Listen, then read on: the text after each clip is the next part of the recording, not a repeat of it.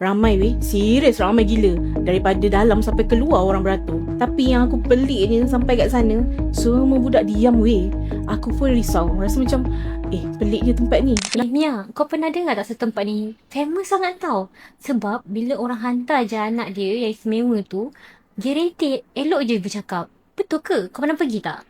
Laju je kau ni tahu info kan. Yelah, tempat bomoh viral tu lah yang aku pergi tu. Masa pergi tu kan, cerita pengalaman bomoh lagi. Masa pergi tu, ramai weh, serius ramai gila. Daripada dalam sampai keluar orang beratur. Rupanya bukan aku seorang je yang bawa anak yang tak boleh bercakap ni. Anak orang lain pun sama. Tapi yang aku peliknya sampai kat sana, semua budak diam weh.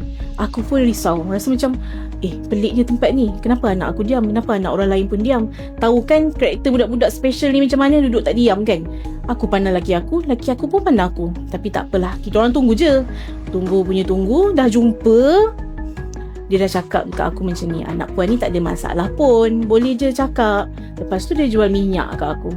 So, bila dia jual minyak kat aku tu, aku rasa macam 10 kali datang, 10 kali lah aku kena beli. So, apa beza dia? Aku pergi hantar terapi. Baik aku pergi hantar terapi je. Dah bila macam tu, aku pergi last kali tu je. Aku keluar je daripada rumah dia, yang kelakarnya, elok je anak aku melompat balik. So, aku syak, rumah dia ada hantu.